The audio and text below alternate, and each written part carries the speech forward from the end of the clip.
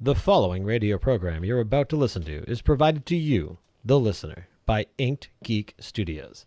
Get this and other great shows at inkedgeekstudios.com. Good morning, Vietnam! I love the smell of napalm in the morning. You're gonna need a bigger boat. I feel the need for speed. Roads? Where we're going, we don't need roads. Snakes. Why did it have to be snakes? Badges? We don't need no badges. I don't have to show you any stinking badges. Good evening, everybody, and welcome to episode 3 of Movie Busters. I am your host, Nate, and I am joined, as always, by Brandon. Hello. Brandon, how are you? I feel good. Awesome. It is a little bit more of a lighthearted show this week compared to our first 2 episodes. Yeah, we're not going to go in depth because this movie didn't have much depth. No, well, I mean, some of the characters in the movie tried to have some depth. Some of those characters were looking to go deep. But, no. And in who? Well, one of my favorite actresses that I followed Dude, for a really long time. She is the quintessential woman for me. She is awesome in this movie. Yeah, I love her so much. I captured so many of her lines. She's so deadpan, it's great. And I'm excited. Yeah, it was very much, like, you know, she reminded me of her character from Parks and Rec. Right. I mean, basically, it's like Nick Cage, where she is what she is in every movie. Right. Yeah. Well, that works out well. So anyway, for those wondering, if you didn't read the title of the episode, or if you're watching live, where I don't put the titles, and if you are watching live, thank you for choosing us over Jon Snow. Please don't die, Jon Snow. I don't know. He won't. Winter is coming. The title is The Wolf and the Dragon. He's not going to. Oh, well, there you go. Yeah, so we watched Dirty Grandpa, one of Robert De Niro's most recent movies, if not his most recent movie. Could be 2016 release. Yeah, it was him and Zac Efron. Who I don't like. I didn't mind him in this movie. I don't like him because he's highly attractive and talented. So you're jealous of him. He is the antithesis of me. Ah. Look at this. Well, I mean. Look at this. Well, I mean. Just look at this. You're talented. Look at this. Are you seeing this? You missed my. I get it. You're talented. But look.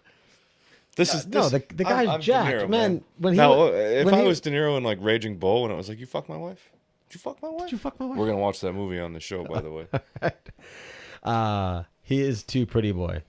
See, again though, that's like the whole like he's but, out of your league, so you have to insult him. But women of today are into the dad bod anyway. Yeah, so fuck you, like Efron, we win. I mean, if I was gay, he'd be out of my league. So I need a new mute button.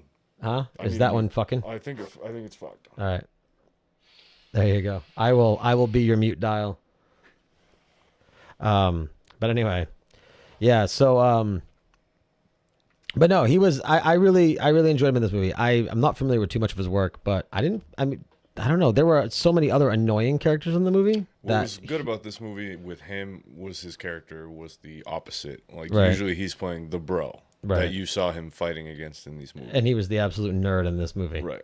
Right. And a lot of times, like, you know, this movie follows the trope of that. There's a lot of formulas in this movie that are just like every other movie. Right. If you've seen any mainstream comedy, you've seen this movie. Yeah, there's not a whole lot. You know what surprised me with this movie was the seriousness that got into the end. Like, I wasn't expecting. The more I started to watch it, the more you kind of started to see it come together. Right. But I liked Lone Wolf. We watched Dirty Grandpa with Robert De Niro and Zac Efron. But yeah, I was very pleased to see the ending kind of come together and that it had a serious point. Now, Right. before we get, I mean, so Yeah, brief synopsis before we get into it. yeah, so well, we're gonna roll into clips, kind of what we did last week with American History X. But no, so yeah, so the basis of it is you have Robert De Niro, who plays the grandfather, and his wife passed away. Zac Efron's character's grandmother, and that's where the movie opens up. And as I was kind of leaving notes for myself as the movie was going on, the first thing that I had said was, because I went into this movie not expecting much because the reviews were horrible. Mm-hmm. It's got a horrible review on Rotten Tomatoes. Like, everything about this movie says it should be absolutely abysmal. Yeah, and I wanted to talk about that too when it comes to Rotten Tomatoes and all of that. There's a lot of shit going on right now where they're saying movies that should be successful in the box office aren't because of Rotten Tomatoes. Right. And this is one of those movies. It's a great comedy. Right. It is for what it is. I mean, it's on par with what American Pie was back in the day. For sure. Right? But it bombs because you get that Rotten Tomatoes score and people just don't go. Right. Kind of like Transformers. I'm not a fan of Transformers, but that's not because they're bad action movies. But Rotten Tomatoes gives them terrible scores, and they bomb in the theater. That last one was the last one. They're done with it now. Well, I think the last one was the first one that bombed. Up to that, they were financial successes, which is why they kept Regardless, though, the Rotten Tomatoes thing, they could have been bigger than they were. Oh, they certainly could have been. I think too many people follow critics, and I don't do it so much with movies. If there's a movie that I want to see, I see it. I'm guilty of it with video games. So, Video games are more expensive. That's why. Yeah. If it's bad, Right. a Bumblebee movie, because Bumblebee is the only thing that was alluring to anybody and marketable in those movies. And John Cena is the main lead in it. So it's a WWE movie now. Yeah, it should be interesting. I don't know, because I don't know where that goes. But anyway, yeah. Either way, Corey, you're going to disagree that those movies don't suck. I mean, and you're going to disagree with me that Rotten Tomatoes makes people more biased and doesn't have an effect? I think it does. It does. But anyway, so back to the movie. I thoroughly enjoyed it. But so my first thought, again, I didn't have a lot of thought going into it. Or a lot of hope going into it. And then you got to think a comedy that starts off with a tragic moment. It's like, okay, so they're trying to bring you down. That way, the comedy seems funnier. They're trying to bring you in and start you off. Low lows and high highs, sir. Right. They're trying to bring you in and start you off being very somber. Robert De Niro, the first time you see his character, he's very calmly walking up to the casket of his wife who passed away. And, he says his goodbyes and turns and walks away. And like the family members kind of, they're crying and they're looking at him and with remorse and stuff like that. So it really starts you out, like it brings you right down to start off. And then he talks about this whole thing with going to Boca Raton. And that is when things kind of start to pick up. Zac Efron again plays his grandson, and they go on this road trip together, which eventually ends up revealing a lot of things about several of the characters. So Zac Efron's character is very much a daddy's boy and just follows along with exactly what his father says. And he is marrying this Jewish woman who is a total control freak, and he is not happy at all. But he's a lawyer in a firm, this, that, and the other thing. So he ends up discovering a lot about himself. He ends up discovering probably more than he wants to about his grandfather. There's a certain bedroom scene that comes to mind, and yeah, so it ends up being a good story with a good ending that rights some wrongs and has some good messages, which I was not expecting from this movie at all. I'm just waiting for you to finish your brief synopsis. That was it. Okay.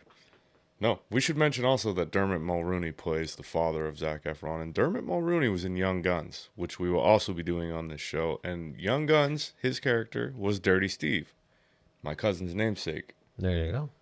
We've mentioned Dirty Steve before. We have. Have you? Would you say that they were going for like a Mitt Romney lookalike with his father? Because that's definitely the vibe I was getting. You think so? Yeah, like it was very Mitt Romney. Yeah, I guess so. I don't know if it was just he happens to look like him, but that's exactly how I felt. Yeah. Yeah. So anyway, as I mentioned, we started off the movie with the scene of Zac Efron's character's grandmother, Robert De Niro's character's wife, passing away, and that is where we start off with the scene with Efron and his cousin.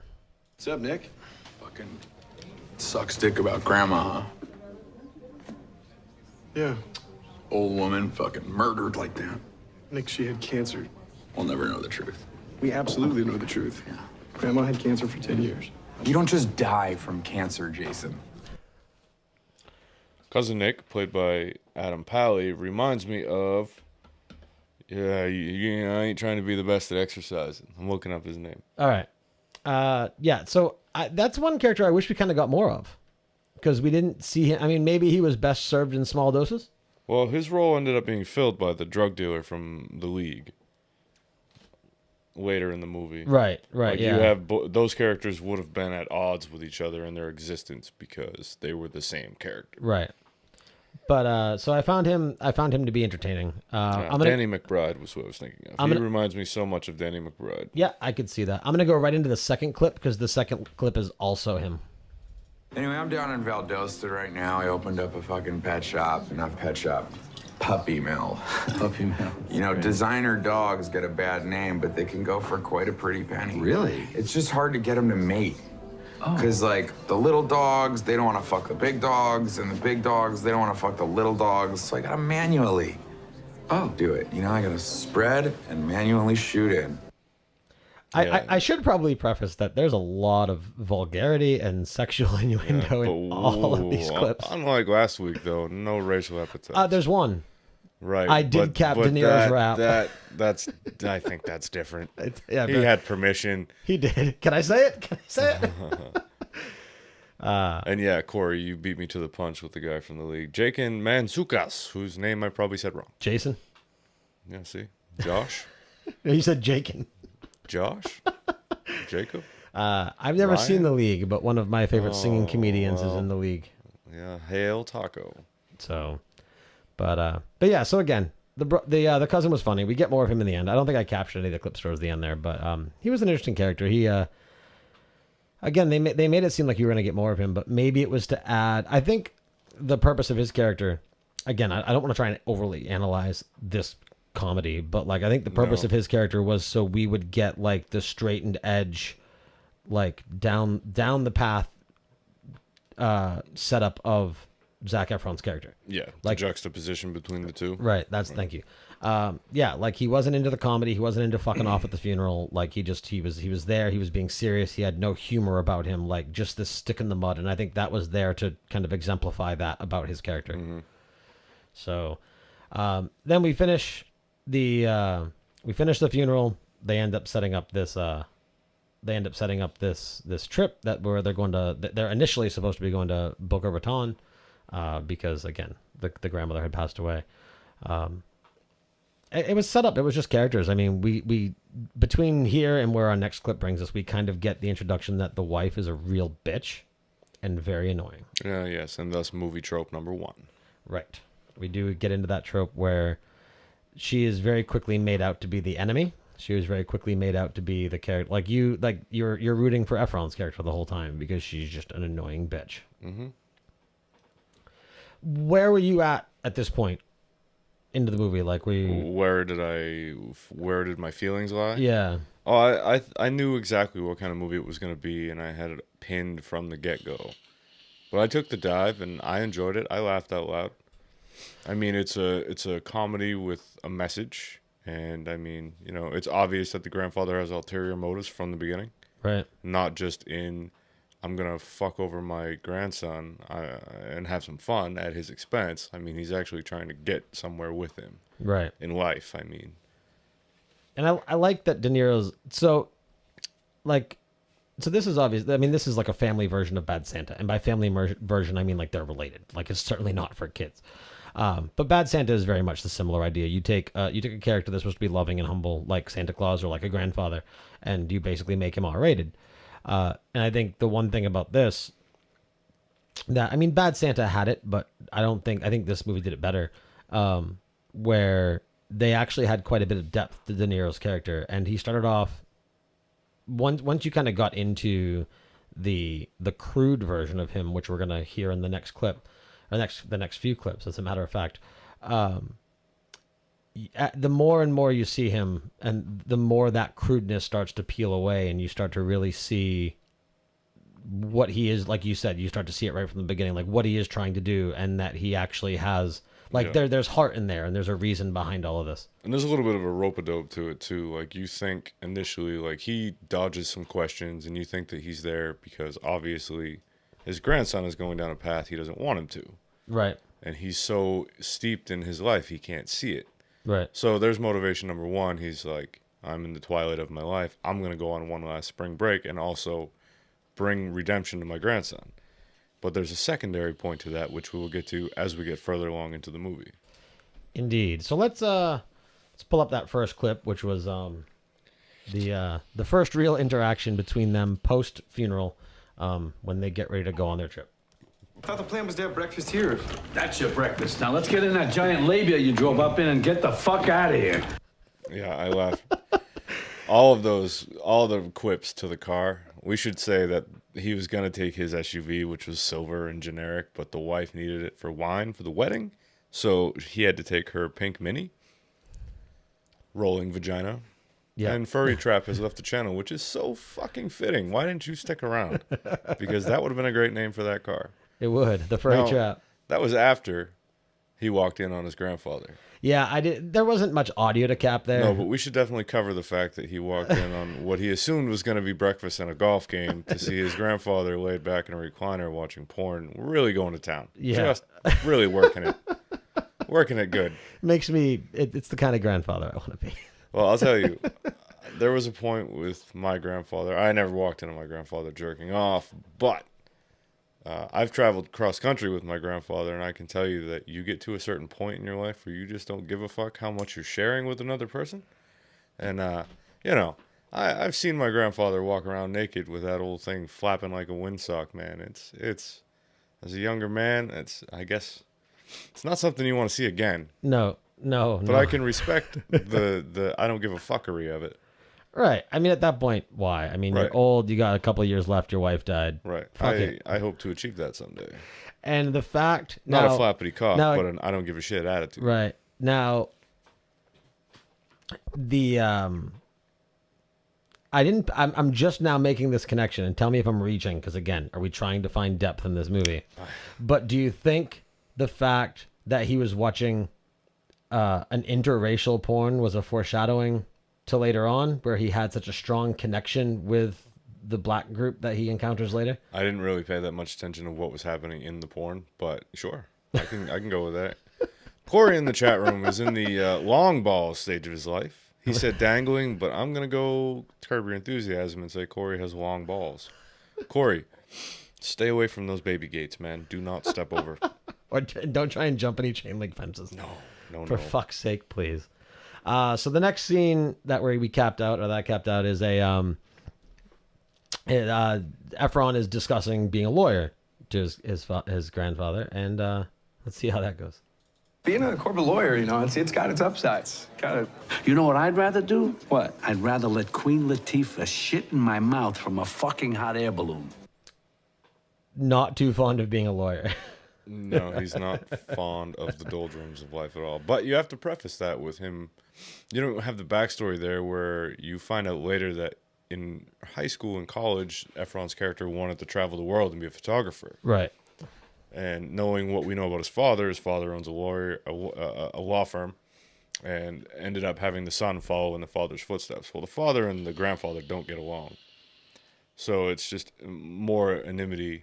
Is that the right word? Anonymity? Anonymity. No, enmity. Enmity is the word. Enmity? Nope, enmity. Enmity. Enmity. Enmity between the grandfather and the father.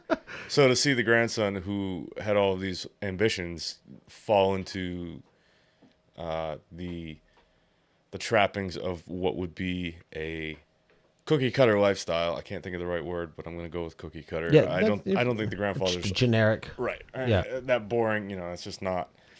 The message comes through later in the movie. Right. Indeed it does. So now we have entered they're in a breakfast bar, a breakfast restaurant, a breakfast diner, whatever you want to call it. And now is when we are first introduced to the other, what I would consider the three, or at least two main characters with the sub character. We have Aubrey Plaza's character. We have the other woman who the actress's name is Zoe. Mm-hmm. I don't remember all the details. And then there is the other dude, Zoe Deutsch. And then who was the gay black guy? The gay black guy was the gay black guy because he's further down on the bill. Brandon Michelle Smith, Michael. I guess Brandon, that's Michael. Yeah, M-Y. Yeah, Brandon Michael Smith. So yeah, and he was great. I liked his character. He brought out what I thought was some of the better one-liners from De Niro as the movie started to go on. But this is the introduction to Aubrey Plaza's character, where she is discussing her trifecta of sex, which is her goal for her senior year. No shit, he's a Florida alum? Lenore, you can totally finish the trifecta. Oh my God, I already have alum, remember? I fucked that crying divorce guy, Tony. Yeah. With the big balls. Yeah. In the porta potty. Yeah. At the tailgate. Yeah. I need professor. So, first off, Corey says Zoe is the daughter of Leah Thompson. I did not know that. No, but that explains why she's in this movie, because she's the only actress I didn't recognize that was in the main roster of characters. Okay. Nepotism is great. Indeed. So is a trifecta. And Even though Corey said she is the daughter of Leia Tahomson. Sorry. What's up with the black friend encouraging that? What's going on there? Oh, you can finally finish the trifecta. I mean, be a dirty slut, girl. But Go I mean, for it. They're college kids. It's whatever. Like, I mean, they obviously are very close with If you were a gay man, would you encourage your girlfriend to go fuck an old guy? Well, I mean, they're obviously very close on that. Like, there's and I have it capped as part of the rap scene where they're like, I mean, I don't want to really spoil it, I guess, but like. He's like, she says like, I'm gonna fuck him tonight, and he's like, can I watch? Because I kind of want to fuck him too. So like they Later obviously, on, they obviously have that closeness. Once they've built that relationship with that other character, but then with the initial reaction, it's a strange old man that they don't know. Right. And I love Corey in the chat room going tit for tat with me as I shit on things. He comes back with facts. Right. And alternative facts. And he's giving me shit for. Thanks.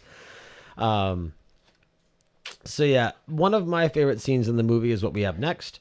Well, it's the collection of the scenes. So we have, I guess we can set up. So more leading into how Efron's character is just a jerk and is just, or maybe not so much a jerk, but he's focused on business. Under the thumb of his wife and father. Right. So we have Zoe's character who tries to go over and talk to him because she recognized him from her photography class.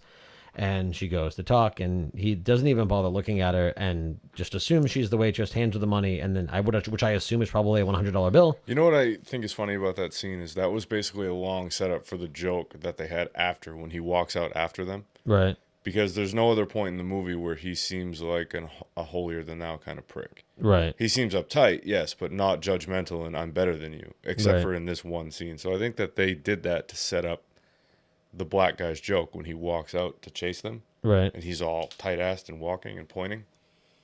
But play the clip. Sure. Well, I think I captured it. What was his...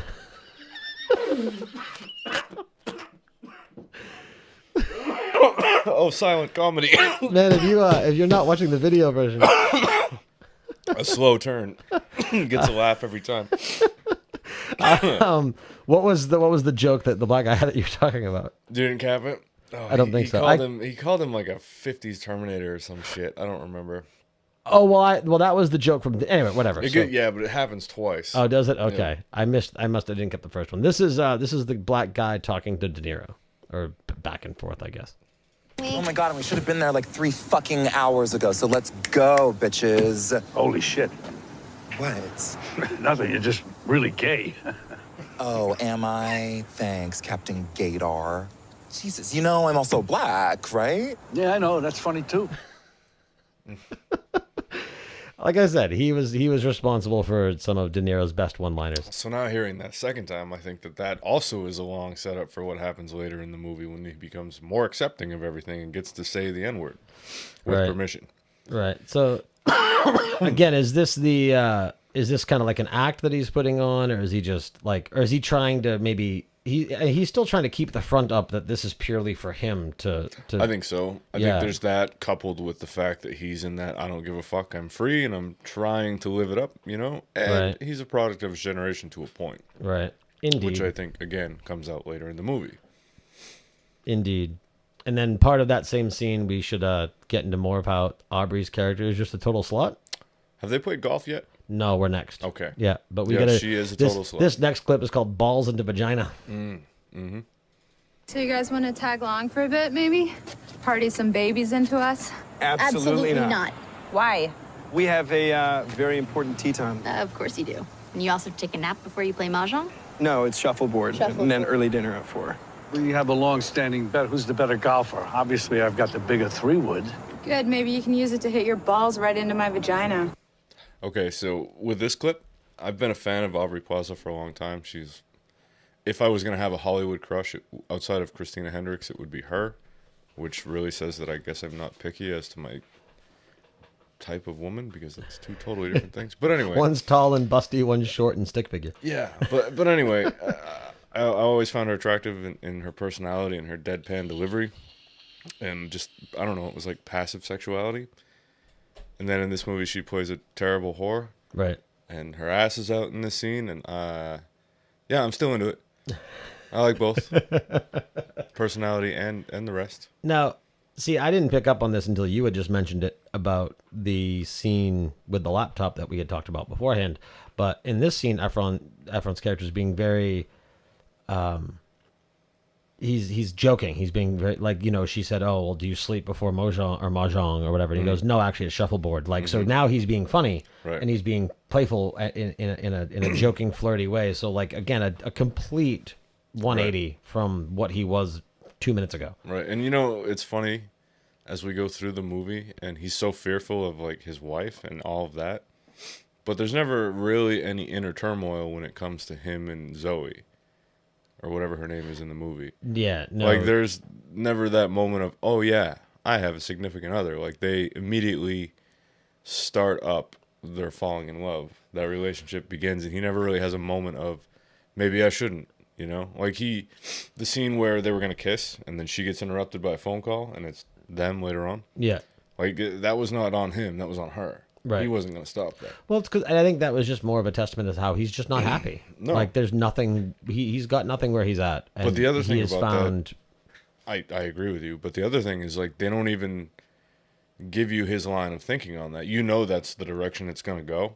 Right. But you don't ever see him second-guessing himself until he says, I'm going to call off the wedding. Do you think as tropey as this movie can be in spots, that was just a trope they elected to not venture towards? Possibly. Yeah. I mean, it's so obvious what's going to happen anyway. Right. You don't really need to, but... Well, yeah, because he found everything he was looking for in this girl. Like, he was trying to be what his father and what his potential future wife wanted him to be. Yeah. And then in this girl, he found everything that he wanted. Mm-hmm. Like, you know, they shared similar hobbies, they shared similar passions.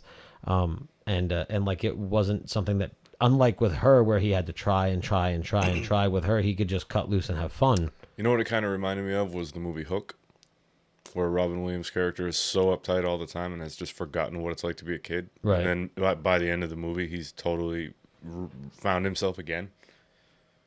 I haven't seen it in so long. Oh, we'll watch it. Yeah, I have not seen that in forever.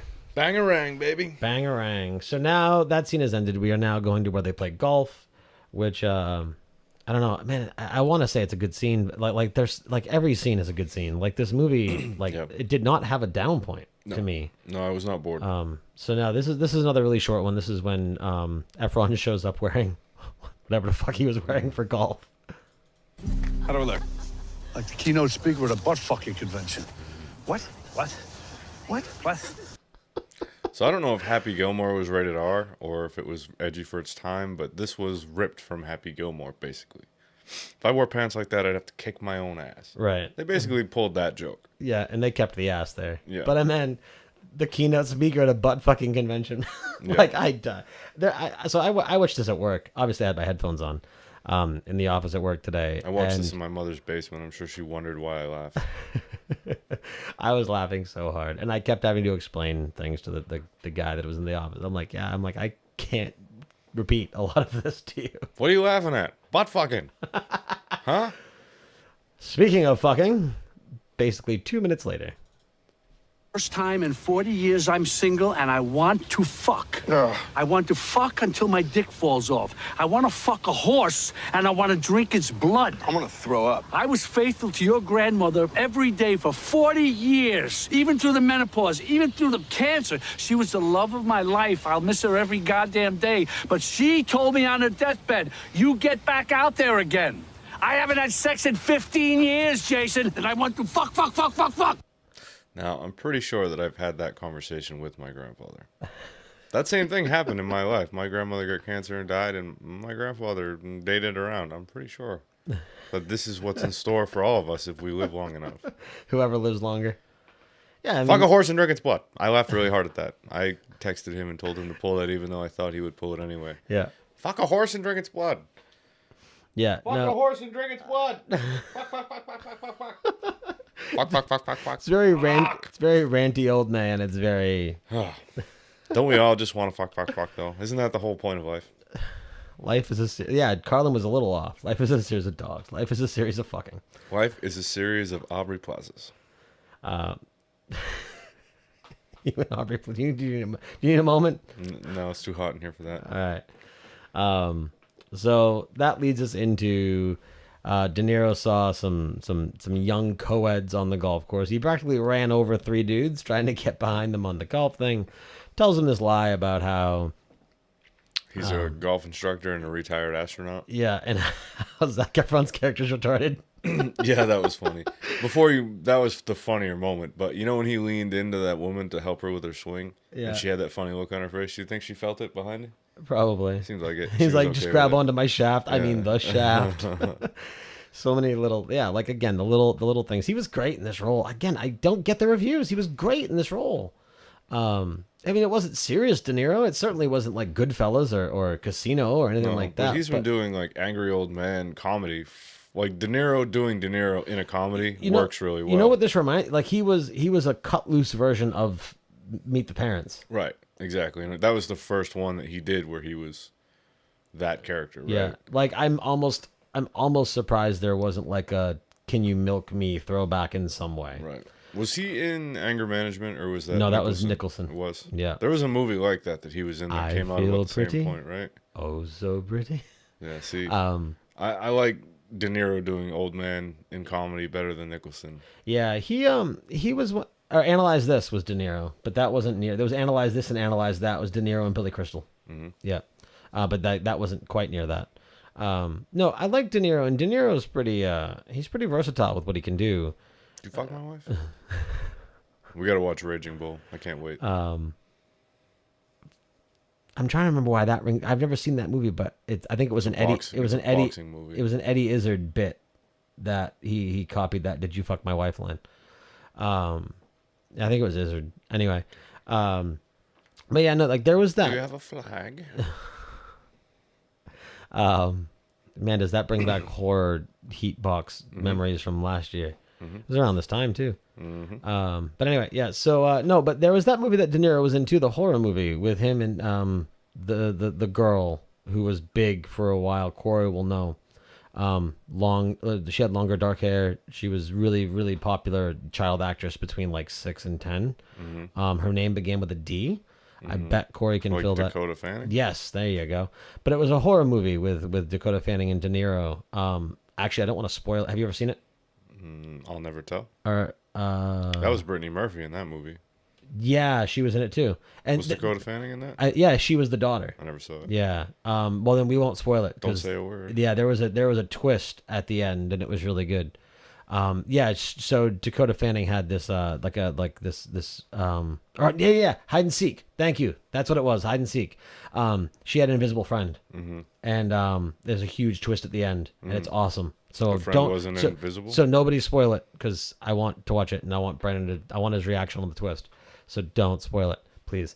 Anyway, but yeah. So no, he's very versatile, and I like his characters. I mean, everything I've ever seen him in, I've enjoyed. So De Niro? Yeah. Yep. Yeah. So anyway, so this next scene is post that scene with the co-eds, and after Zac Efron comes back up and tells them the truth. And this is a long one. This is almost a minute long clip, but it is worth every second. Well, obviously I made a bad decision because you're nothing but a cock-blocking machine. I don't know what you are. You're like the Israeli Iron Dome defense system, but with vaginas instead of missiles. What? You're like some sort of cock-blocking Terminator sent back from the future to cock-block humans. The robot should have sent you instead of Arnold Schwarzenegger. You could have cock-blocked John Connor's parents and he never would have been born. Shut up, Grandpa. Got into Shut up. you? I remember you in high school, you were ripping like people's dicks off on the football field, talking about traveling the world. Now you're pushing some papers in a fucking law firm and probably peeing sitting down. Grandpa, I don't know what you thought this weekend was going to be about, but I came here for one reason, to get you to Boca. Now, can I please play some golf? Fucking golf. Okay. Cocky McBlockerson. Bam! Who does your taxes? H&R Cockblock? Stop it. Bam! Are you still Jenny from the Cockblock? What the fuck? What is your obsession with my ass? Well, let's go in a reverse direction. So the bam, bam, boom thing at the end, they're on a golf course, and every time Efron tries to swing, the golf club goes in his ass. Now, I'll tell you, having grown up golfing with my grandfather and a bunch of other old men, that shit happens.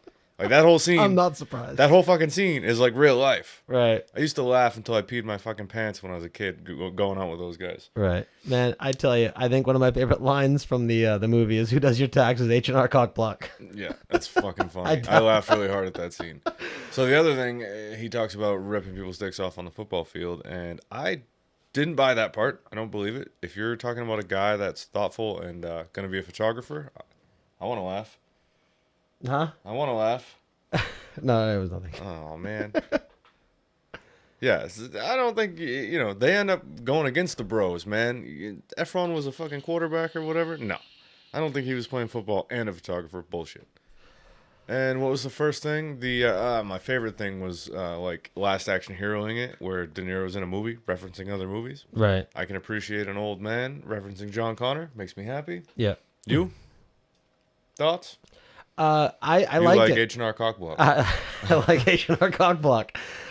Yeah, no, I liked it too. I like the reference to Terminator. Man, the clip was great. I loved, again, just the feistiness of his character. The fact that he was into it and was able to do it so well. Efron was Molly Ringwald's dream guy in every teen film. Well, there you go. But you know what else we should watch is Breakfast Club. It's so overdone. I've never seen it. So how can you say it's overdone? Like it's overdone like every movie podcast does it. But you've never seen it. I've never seen it. And we do a podcast about movies. We do. So do we need to join the Your list of point movie is podcasts? moot. I do. No. But anyway, yeah. No, again, I liked it. I loved Pretty in Pink? How De about Niro. Pretty in Pink? De Niro was the movie. I've never seen that either. De Niro was the movie. I mean, everyone else was a side character, and he carried it, and he carried the movie well. Unlike, again, we referenced Meet the Parents and then, Meet the Fockers and whatever, but like, that was the back and forth between him and Stiller, and they nailed it. There was some back and forth between De Niro and Efron and De Niro and other people, but a lot of the times it was just him bouncing his jokes off people. And he could have just been doing like a singular stand-up bit with all of this, and it would have been great. I almost appreciate Efron in that role better than Stiller, because Stiller I always appreciated more as a villain. Anything where he's a good guy and a goober, I wasn't into him as much. Yeah, no, once he kind of got a heart. Yeah. Like, I mean, he is responsible for one of my favorite scenes in American Pie, which was in American Wedding, when it's him and Bear in the gay club, and they dance to Heaven is a Place on Earth. It's Ben like Stiller? No. You said Stifler, didn't you? No, I said Stiller. I thought you said Stifler. No. That's why you confused me there. All right. But we can talk about Stifler too if you want, because that scene was funny. That scene was hilarious. I thought I heard Stifler. But anyway, so yeah, I'm deaf. Yeah. So now we break away from golf. They have left golf. He has talked him into going back to the beach, or going to the beach. He gets the text. So at the very end of that clip, you hear De Niro's phone going off. It's getting a text from Aubrey Plaza's character, and now they're going to the beach. And now this is when they approach them on the beach, which again is another great liner set up for De Niro from the gay black character whose name I can't remember. Hi, Professor. Well, there's the prettiest little girl on the beach. Thank you. I was actually talking to him. Yep. Immediately offensive. I'm going back to the hotel. Just try not to join the cast of Rent on the way back. Tyrone was the name you were thinking of, and I would have loved this movie more if they had the guy from True Blood playing the gay black guy. The cook? Yeah. Yeah. I'll kill you, motherfucker! That's what I want to see. De Niro and fucking Lafayette going at it, man. What'd you say? Bitch, I will kill you! Yeah. You're going to eat my cooking. There's a lot of, you know what I'm noticing? We need like somebody, maybe it would be Corey. No, Corey's really busy. We need somebody who pulls it, because like there have been so many comments. Like I think we've talked about True Blood in all 3 episodes. Yeah, I think so. I like the commonality. I like how we draw it all together, which is another. I mean, you want to talk about fun gay character? That cartoon drawn together. You had Gay Link. See, random tangents. So many characters that are gay and black too. What are they doing? What are they trying to do? Is it just like a comedy thing? I don't know. Let's make him gay. It's and funny. Black. It'll be fun. It's funny. If he could be a triple threat and be gay, black, and deaf. And deaf? Yeah. I'm thinking about John Leguizamo's Freak. Ah, okay. My uncle was gay, deaf, and Puerto Rican. He said, "Teach me how to swear in sign language." That's bullshit, Dad. That's bullshit. Shut the fuck. If Raul was here, he would get it. Shut the fuck up and run. You gotta watch it. It's funny. So now we go into what I labeled as gag reflex. Bradley was the gay character, not Tyrone. Bradley. Okay, well, who the hell's Tyrone? Tyrone, I bet, was the one at the bar. Oh, I gotta look. I bet that was Tyrone. I definitely read Tyrone for something. But anyway, let's go with the gag reflex scene. Did you ever go on spring break? No, I didn't go to spring break. I was studying for law school. Besides, I can't chug alcohol anymore like you used to, Grandpa. I developed like a gag reflex. A gag reflex? Yeah. You're chugging a beer, not taking down a horse cock, Jason. Oh, yeah. Tyrone was, he was the gangster that they got in the fight with, Yeah, right? that they got in a fight with, yeah. So it was Bradley, yeah. You know why? Because I didn't scroll down far enough on IMDb. My racist ass just looked at the first black guy I saw on the billing. My bad. I don't deserve to be here anymore. Welcome our guest, Josh. Hi, Josh. But yeah, so again, one-liners. I mean, now we're getting to a point now where some of these clips, there's no real explanation to them. They're funny one-liners that I wanted to cap. The guy that plays Tyrone is in You're the Worst. I've never seen. I don't know what that is either. Me neither. I have Anytime no Corey idea. spits something out that I don't know, I just don't acknowledge it. So then it's like a dead end. I read it and I'm like, huh, cool. So now our next clip brings us to the connection to last week's movie. Yes, indeed. And the clip is titled Swastika of Dicks. So what you should know... Oh, wait. You're the worst. Nope, I'm thinking of I'm Sorry. I've been watching I'm Sorry. That's pretty funny. So in terms of references where it calls back to previous shows, yeah, we essentially have our own universe now, right? We can just have inside jokes that refer to other things, and if you don't follow along... I mean, yeah, we have kind of like the IGU, the we Geek are, universe. we are our own Dark Tower. Oh! I had an idea for a t-shirt. You didn't like Sons of Anarchy, right? I won't say I didn't like it. I never watched it. It doesn't matter if you liked it or not. I never watched it. Doesn't matter. I mean, do you like the idea of like the motorcycle patch, right? So imagine, if you will, the back of the shirt, right? Right. So it says Inked Geek, right? Okay, so you're talking like this, right? Yeah, okay, right? So it says Inked Geek, right? Play emblem, and then studios, and then like right here. So like right here it would say OG original, and then on the sleeve right here, for you it would say Prez, and for me it would say VP, and for like Hugo it would be like Master at Arms, and then on the front you would have Cynic, and I would have like K flag for Crimson Flag. Just got to figure out how to get that done, because I really fucking want one. Well, Hugo is talking about buying a screen printing machine. Really? Yeah. That would be so cool, because I would like to have my own little fake podcaster biker gang. I like. Don't fuck with the IG. IG original, bitch. I'll fucking kill you, motherfucker. All right, let's move on. I'm getting too fired up. No, Jason, really, what is on your forehead? It's a swastika of penises. No, that's not what it is. And it's acting as a pinwheel of ejaculate. No. It's a FaceTime effect. All the kids are using them these days. Here's a Hanukkah one, see? I don't like that one as much as the swastika full of dicks. Okay, so the pinwheel of ejaculate was poetry for me. I wish I could be that concise with my imagery, man. Right. A pinwheel of ejaculate. Can you see that? I mean, I have that out on the wall. I wish Hugo's watching. I want Hugo to make an animated GIF that is what did they call it later on? Was it a swastikok?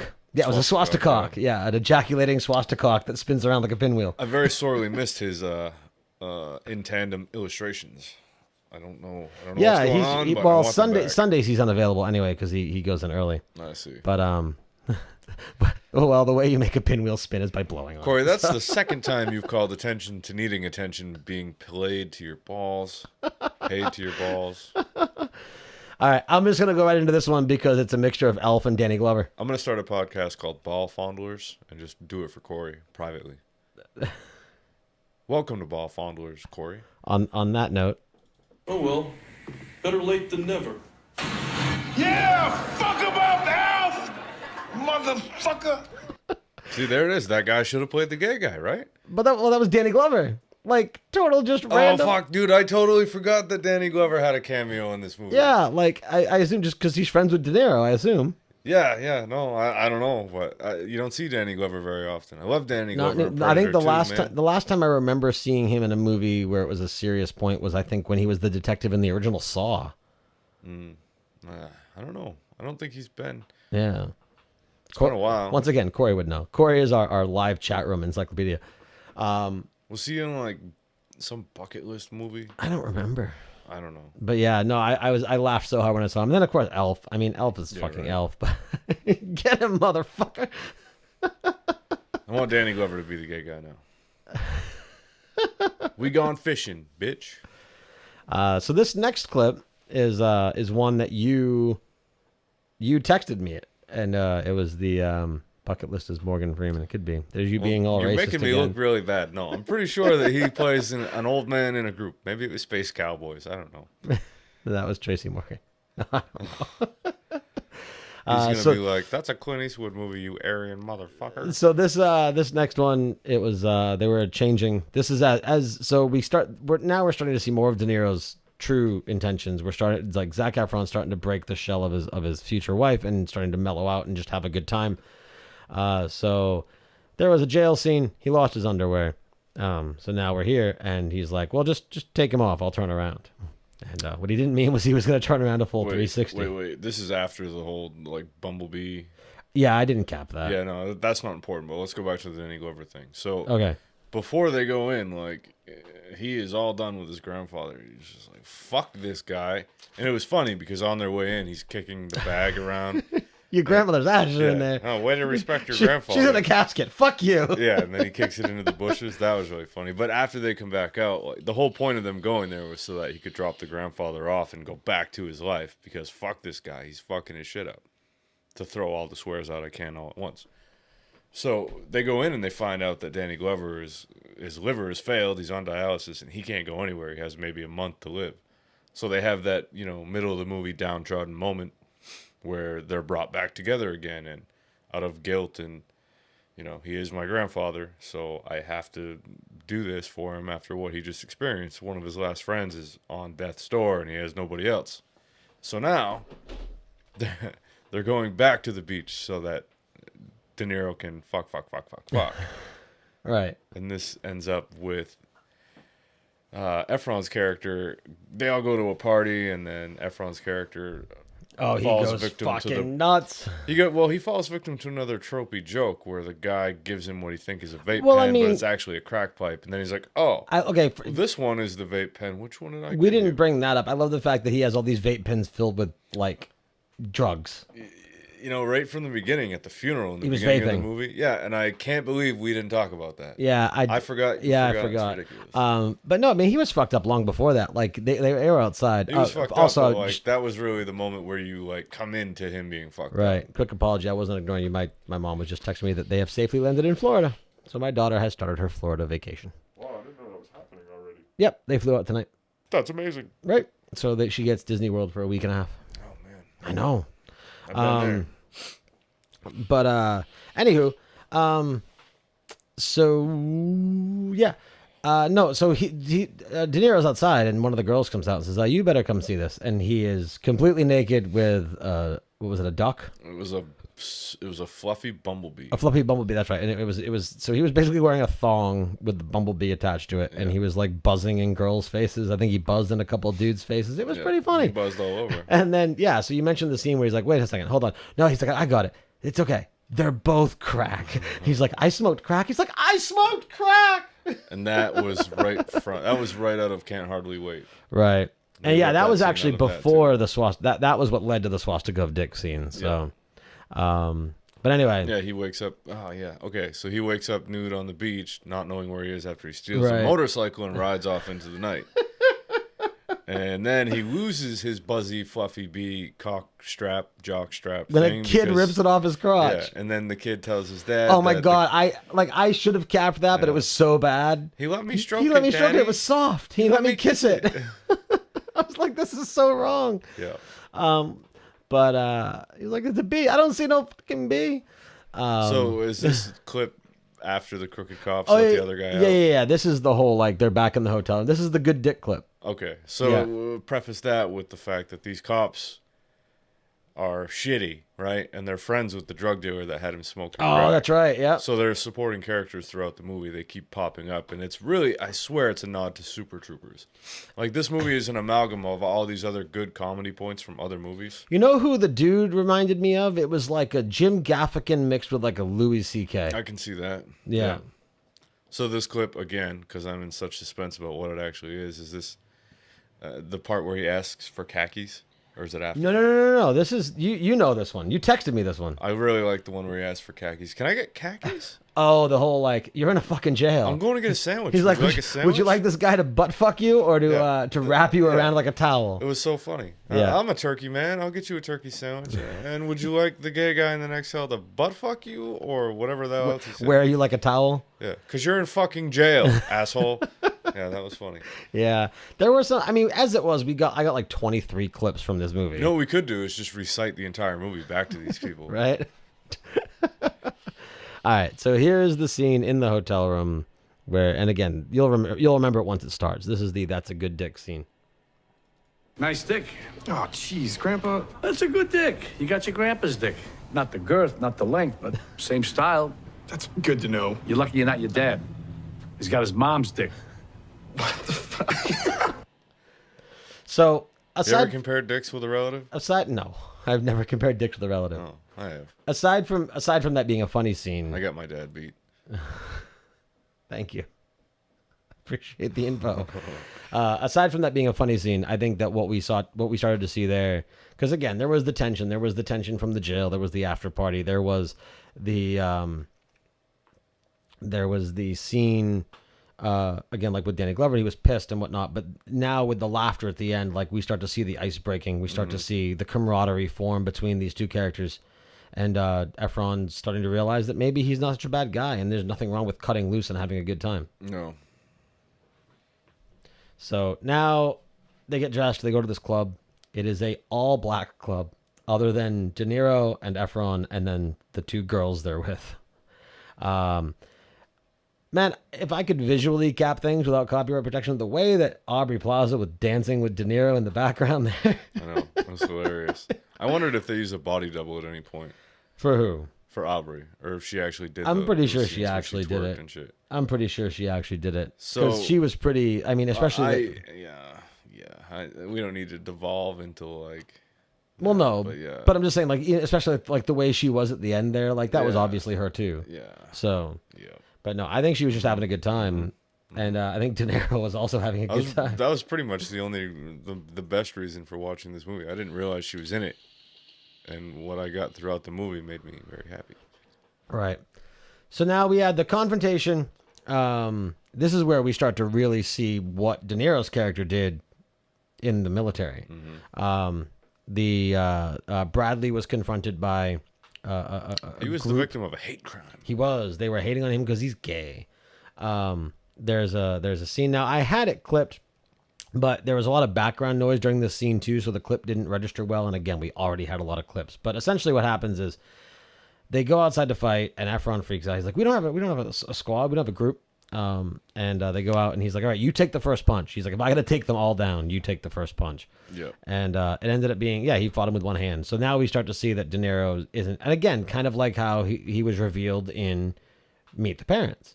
He was this big CIA spy, and he had all these workings. So again, we had that character peeled back. There's a lot of connections between those two characters. Again, like it's stereotypical comedy movie, anything like that. You've seen this movie before in different forms so many times. So it's it leads to a bigger point. Like this is where we should acknowledge the fact that throughout the movie, Efron asks De Niro about the relationship between his father and De Niro. Right. And every time De Niro parries it and just changes the subject. So you get to find out a little bit more, and you realize that De Niro's character was a Green Beret, and there's all these things, and the reason he was such a shitty father is because he was deployed throughout his son's entire life, his childhood. But he never told his son that. Right. So his son didn't understand. Right. So aside from trying to save Efron's character from a life that is going to be shitty, he's trying to make up for what he did to his son. Right. So, I don't know where my point was, but I've said it. Well, that was just the revealing of the character. So he fights these guys, takes them all out, and then... Which was off camera, which bummed me out. Well, I don't think they bothered trying to choreograph anything. Choreograph that shit, man. Right. It's De Niro. He could kill them all.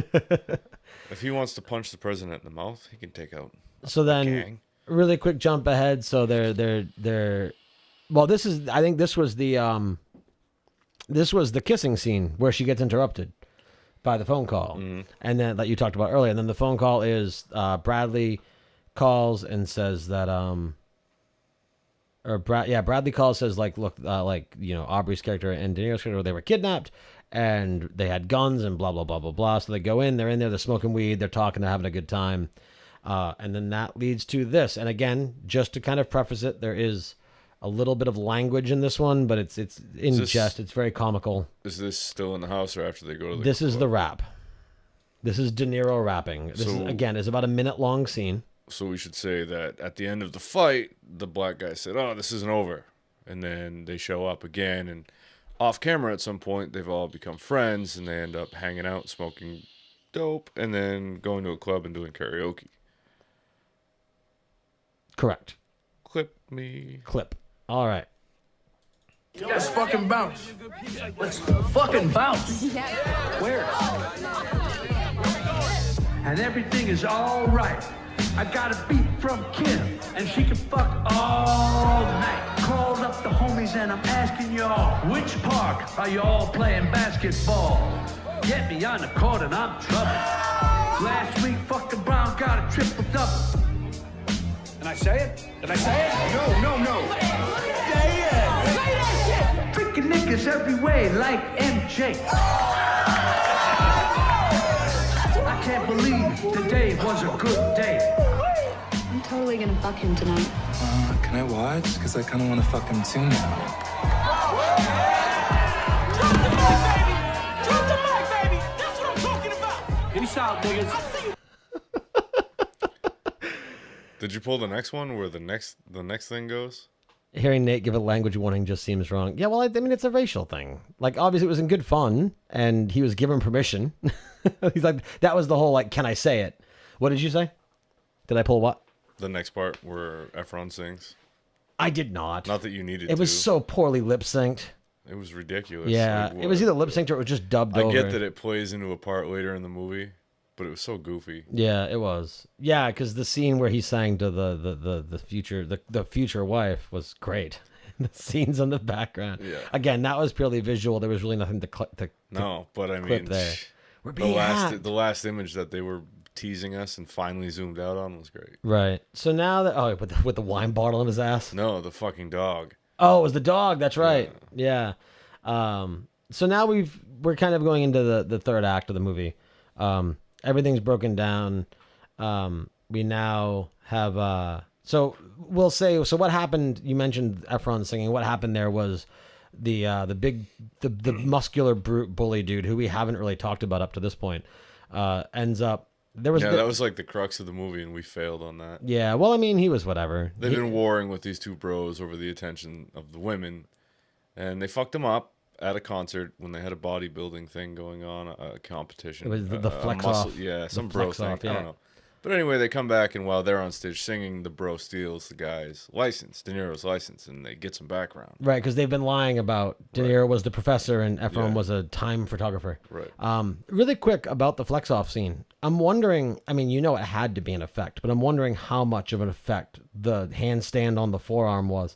I'm sure De Niro's forearm is not that strong. I don't know. I doubt it. I fucking highly doubt it. But I would like to know if that was an effect or if that was De Niro actually doing that. But I'm sure it was an effect. It had to have be, been. right? Yeah, I don't think De Niro's quite that jacked. I mean, maybe back in the day he could have done that. It's just Taxi Driver we're talking about. Right. So that ends up going. So I mean, we can kind of. So what ends up breaking down there is they get their reveal. The next clip we're going into is called "The Greatest Gift." It's very short. It was just a funny little one-liner bit here. But so this is the scene that you were talking about earlier, where Efron ends up deciding, "Look, I'm going to tell her the truth. Mm-hmm. I'm going to come clean to her," and then they go into the hotel room. Well, let's play this clip first, and then we'll go into it. I want you to know how much I appreciate you doing this for me, Jason. The greatest gift a grandson can give his grandfather is a hot college girl who wants to have unprotected sex with him before he dies. Most grandpas just want toffee. That's not true. Most grandpas don't just want toffee. Right. But is toffee another word for pussy? So I'm pretty sure that every old man, you can lick toffee. Every old man in my family just was after pussy. Dirty. My horny old grandfather man. used to drive around with me and would see hot girls sunning themselves or whatever on a summer day and pull over and make me talk to them.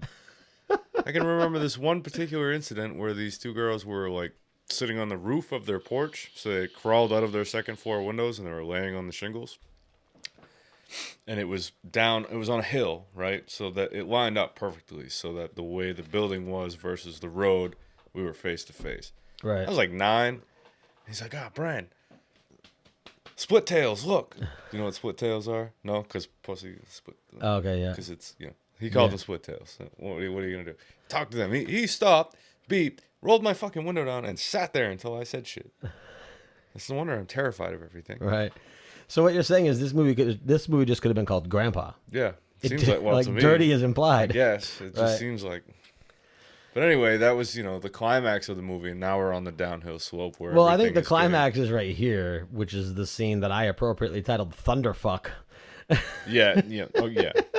That's what I was referring to was this scene. Like this is the climax, and then after that, you have your dissension, and then everything gets fixed. Right. So we're on the back half of it now. Right. And so this is the scene. So they're in there. They're busted up. They're revealed. This is right before the cops show up, and this is the scene once again. Before you play that clip. Sure. To pull the curtain back a little bit, I just hit my mute button. Yeah. And tried to vape my beer. I went to no avail. Pretty dumb. All right, here we go. Not so fast, Professor. For what it's worth, I still really want to fuck you. Yeah, we're gonna fuck. Yeah, we are. We're gonna thunderfuck. You're gonna tsunami on my face. You're gonna flood like the Nile. Yeah, I guess the drought in my pussy's finally over. The villagers will finally eat. You're gonna die while you're eating me out. I want your last breath to be in my pussy. So again, Dirty Grandpa. Tit for tat. Right. Have you ever had an exchange like that with anybody? No.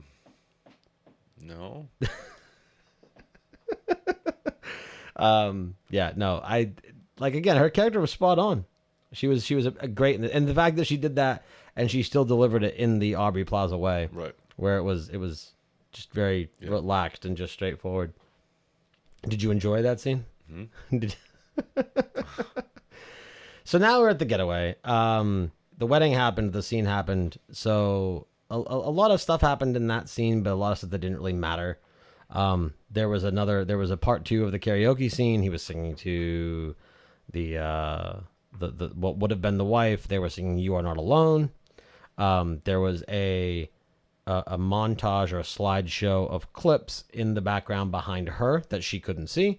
That was referenced at the beginning of the movie when she wants the photos from a vacation. He's like, they're on my laptop. I got them. Don't worry. So De Niro and somebody else had hacked their system. Yeah, he called in a favor and got the NSA guy to do it. Yeah, and then went in there and it's a bunch of clips. So everybody at the wedding is becoming appalled, and she's just singing along like nothing's wrong. Yeah, and when she does sing, think like Britney Spears, but shittier than shitty. Right. Yeah. No, it was bad. Yeah. It was really bad.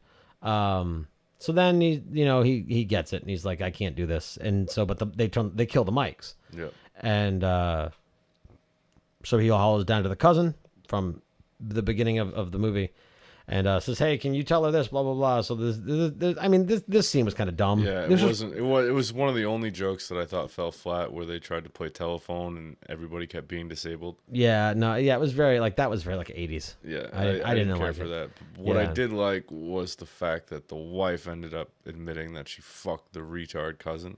Right. Thus proving yet another trope from movies like this, where the wife that's an uptight bitch always ends up being like that. Just horrible to begin with. Yeah. Yeah. And always ends up doing that. So now we have what ends up becoming just about the end of the movie. They are running away or rushing away in the drug dealer's ice cream truck. Mm-hmm. He makes a reference. He's like, "You have any idea how easy it is to sell drugs to kids in an ice cream truck?" And now Efron's father, so De Niro's son, has approached them. And this wasn't all that memorable, except for I loved the way he delivered the taser line. I am a small business owner. I am the backbone of this country. I am holding a taser. Whoa, shit. No, should I stop? What are you? I'm kind of in the middle of it right here. Shit. All right. I am holding a taser. My favorite part of the movie that wasn't clipped was the first time they interacted with that guy in the gift shop, and he has the gun.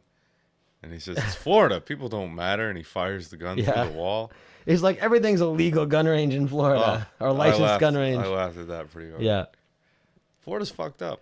So now we have, so his father is tased and passed out in the ice cream truck. They're driving off. They catch the hippie bus that Zoe's character is in. She's escaping to go and run off to the voyage at sea for this thing they're doing for environmentalism. The 1 year global warming fun fest. Yeah, that's it. So they go and they catch her because he's, as we talked about, he realized he loves her, he wants her, and this is where the seriousness comes kind of back in. It's revealed from De Niro to the son, the father-son character, that he was a Green Beret. And that's why he was gone, and this and that. And the other thing, I think the question was like, where'd you learn to drive like this? Mm-hmm. Yeah. And so there's that. So then we stop everybody. Everyone kind of runs off. This scene makes me funny. It makes me laugh because we talked about the dirty cops. It makes me funny. This scene makes me funny. It makes me laugh because he's like, we're doing this because you're lesbians. Here we go. Break it up, lesbians! Let's go. Down on the ground. We're doing this because you're lesbians. Get down on the ground. Get down on the ground. Florida Interstate Statute 17.37. Arrest made on the interstate highway system must be executed by state police, not your local law enforcement from your adjacent municipalities. You seem like really familiar with the penal code. Seem real cocksure about the jurisdiction you're in here. Real cocksure. Someone drew dicks all over your face, you idiot. So those cops are an amalgam of the Super Troopers and the Super Bad Cops. Right. Seth Rogen and that guy who does all the voices now. Shit, like I like him better. And I can't think of his No, name. he's great, and I always forget his name. Yep. He was in one episode of Brooklyn Nine-Nine too. So what's funny about the end of this movie and that scene is that, yes, they end up getting together like we all knew they would, but they spin it a little bit where he tells her to stay. He's not getting married and all that. Quit his job. But stay. She says no. She doesn't stay. He ends up having to go on that fucking ship with her. Right. And where there's a whole new different set of bros, only now they're hippie bros. Oh my God, they were annoying. Yeah. One of them, I thought for sure, who he reminded me of almost like the Shaggy character from Scooby-Doo. Yep. Yeah. And then what they call him, laser tag. Mm-hmm. Yeah. And then he threw so back to that scene, he threw the frisbee between his ears. He's like, don't touch that, laser tag through it. Yeah. It's like, so they're just fuckheads everywhere. Everybody's fuckheads. So like George Carlin says, fuck everybody. Fuck now everybody. that I think about it. So now we're rounding into the last two clips. The first one is just kind of the result of that scene there. At the very end, when he decided to run off with her, and this is the last we hear, at least in clip wise, the last we hear from the father. So where he tells his son, he's like, "Yeah, she seems like a nice girl. You should go." You know, I think this is our only way back now, so I'm gonna try to get these cocks off of my face and get that truck started. Try to get these cocks off my face. Now we find out that it was also the drug guy who drew the cock, the swastika on Efron's face. And then we also found out in this scene, he's like, yeah, he goes, he was talking to the dirty cops before this part. And he was like, yeah, one of those is mine. I traced it. She's like, I thought that looked familiar. Oh, that was funny. That was a funny movie. Haha. It was indeed. Can I take my drugs and go? Yeah, take the squad car. It'll be fine. Right. Yeah, I wanted to, they almost could do a spin-off of that character. Right. And that would be funny. And then you would get a movie like Get Him to the Greek, right? I've never seen it. It's a spin-off of another movie. Oh, okay. So now it's basically ended. This is the final scene. Efron has left with Zoe, and they are going off to live in hippie world forever. and he's happy, and they're gonna photograph a bunch of stuff. De Niro ends up giving him like a really nice camera. There's a brief scene. It wasn't a funny moment. It was more of like the message moment, where De Niro is talking to, I forget the actor's name. Dermot. Yeah, he's talking to Dermot, and he says like, I was a really bad father, and they said, it's, can always fix it, or it's always a good time to start work on it. Yeah. So that's cool. So they kind of closed all, or they tied up all the loose ends. And everyone's redeemed, everyone's happy. We didn't get any closure with the wife and the wedding scene. I don't think we needed it. No, we don't. Yeah. So then we end the movie with De Niro going back to what I assume is a retirement home apartment. Yeah, it seemed like it. Yeah. And he walks in. Was he in Boca? No, he wasn't in Boca. He never made it there. No. So he's back in Atlanta at whatever place. Right. And he walks into his room, and there we see Aubrey Plaza. Oh, boy, do we. You do know that I'm not a professor, right? Yeah, I know. You're just a dirty, dirty grandpa, and I'm just a girl from Long Island City who likes to fuck old people. I like your pull-out couch. Yeah? Well, I got news for you. That's the only thing that's going to be pulling out tonight. So, is there more? No, that's it. Okay, well, I'm really happy that, they didn't end it with him, like, dying in some sad moment. They almost did. I know. And B, I thought the whole time he was going to have this moment of conscience, a lot like American Beauty, where... He almost did that, too. Yeah, that's where I thought this was going to go the whole time. Yeah. Where it was going to be like Spacey's character. But then she talked him into it. Yeah. And I'm glad. He was needed that payoff not, after all that. Was that not? She's like telling, what like, say you've fallen and you can't get up. So like, you lost your glasses. Look for your glasses. Yeah. I mean, the unrevealing sex scene at the end between De Niro and Plaza was almost worth the whole movie anyway. And it was basically, it was funny because this whole movie is about him trying to recapture his youth and all that. And right. The sex scene at the end was very much dry humping. Right. Which I think is how we all started out. Right. So really. But it was also like, it was her wanting him to pretend to be an old man. Right. But I think they end up, I mean, I don't think they were supposed to be dry humping, because when we get that scene where there's, I mean, obviously the they're like, fucking, but I mean, it's essentially, but, and then the very last thing we hear, they're pulling away, and we hear De Niro's character orgasm, and she's like, "Are you coming or dying?" He's like, "I don't know, maybe both." and that is how the movie ends. Yeah, so that's a nutbuster of a movie. It was pretty good. Pretty good. I probably won't ever watch it again, but it's probably, it's worth a watch. It is something that I would put on it definitely would enter my, like, put on in the background. Yeah. Like, if I need background noise for something. Right. A lot of like it has the replay value of like you had referenced earlier, like an American Pie. I think what it'll end up being is one of those movies that gets put on the background for teenagers while they make out in the bedroom.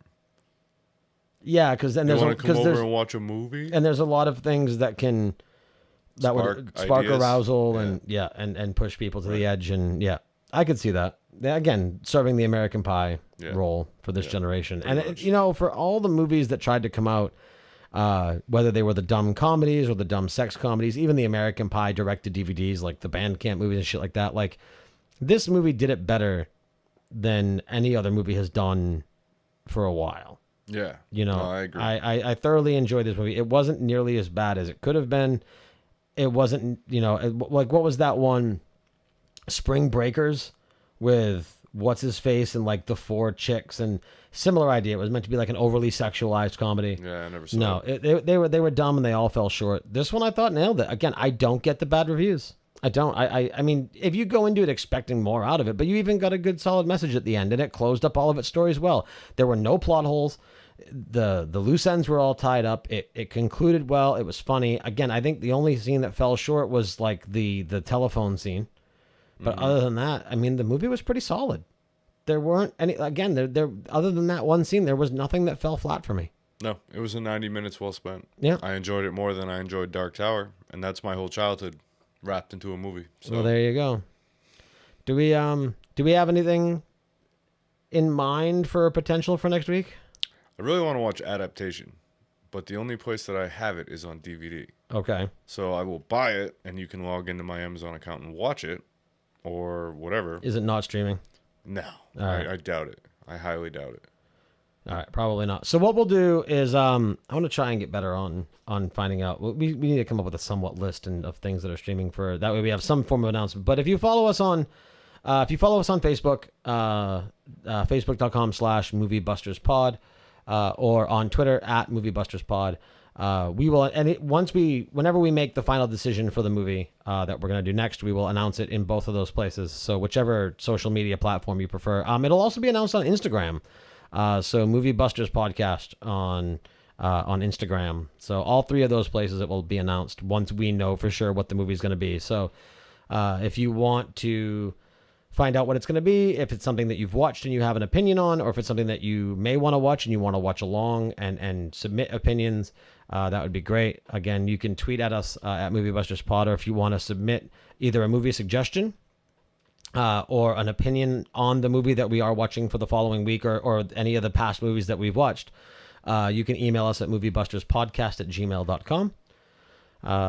I think that's going to do it for this episode, though. I think so. I would say it's a definite watch. Like I would, and if you have not seen this movie, and unlike most previews these days, we did not cap all the funny parts in our clips. There's plenty we did. Yeah, cover. there's a lot to be seen in this movie that will give you a good laugh. So if you've enjoyed what you've heard, I would highly recommend watching it. Again, we streamed it for free on Amazon Prime, so go watch the movie. It's a lot of fun, and like I said, it was nice to have a lighthearted feel.